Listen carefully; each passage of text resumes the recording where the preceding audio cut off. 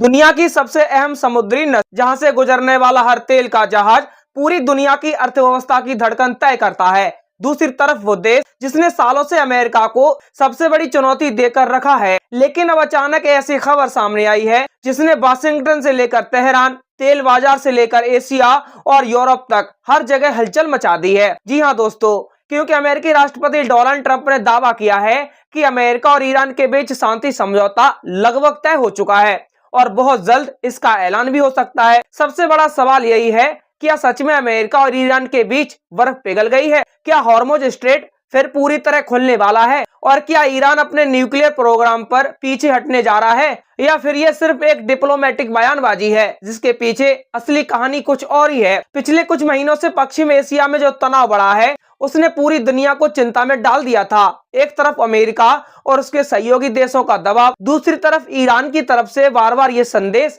कि उसकी ऊर्जा सुरक्षा और उसका परमाणु कार्यक्रम किसी के दबाव में रुकने वाला नहीं है। बीच में इजराइल की भूमिका, खाड़ी देशों की चिंता और सबसे ऊपर हॉर्मुज स्ट्रेट, जो दुनिया के लिए सिर्फ एक समुद्री रास्ता नहीं बल्कि एनर्जी लाइफलाइन है। दुनिया के करीब 5वें हिस्से का तेल इसी रास्ते से निकलता है। अगर यहाँ तनाव बढ़ता है तो असर दिल्ली मुंबई के पेट्रोल पंप तक दिखता है। अब ट्रंप ने दावा किया है कि अमेरिका और ईरान के बीच एक ड्राफ्ट डील लगभग तैयार है। रिपोर्ट्स के मुताबिक इसमें कई बेहद अहम पॉइंट शामिल भी हैं। पहला और सबसे बड़ा मुद्दा है हॉर्मुज स्ट्रेट का। ट्रंप का कहना है कि समझौते के बाद यह स्ट्रेट पूरी तरह खुला रहेगा और अंतर्राष्ट्रीय जहाजों की आवाजाही सामान्य होगी। अमेरिका के लिए यह बहुत बड़ी बात है क्योंकि तेल सप्लाई में रुकावट का सीधा असर पूरी दुनिया की अर्थव्यवस्था पर पड़ता है। लेकिन कहानी यहीं पलट जाती है क्योंकि तेहरान की तरफ से संकेत आया कि हॉर्मुज खुलेगा या नहीं, इसका फैसला ईरान अपने राष्ट्रीय हित देखकर करेगा। यानी ट्रंप ने जिस बात को लगभग तय बता दिया,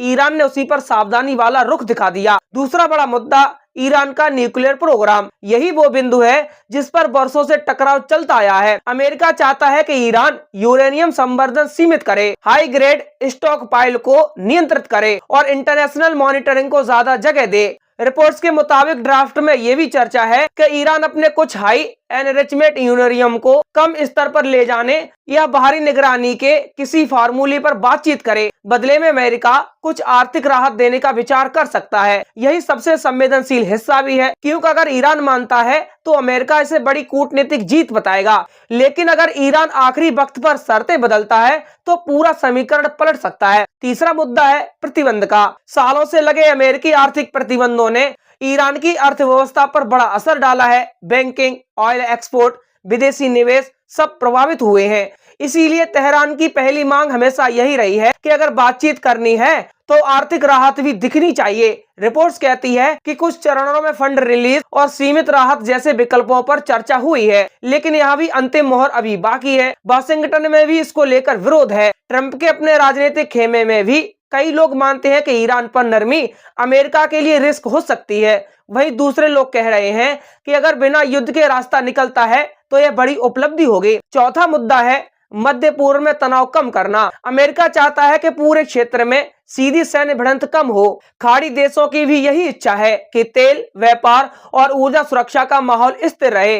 रिपोर्ट्स में सामने आया है कि बातचीत में कई क्षेत्रीय देशों की भी भूमिका रही है। यही वजह है कि इस समझौते को सिर्फ अमेरिका ईरान डील ही नहीं बल्कि पूरे पश्चिम एशिया के बैलेंस की तरह देखा जा रहा है।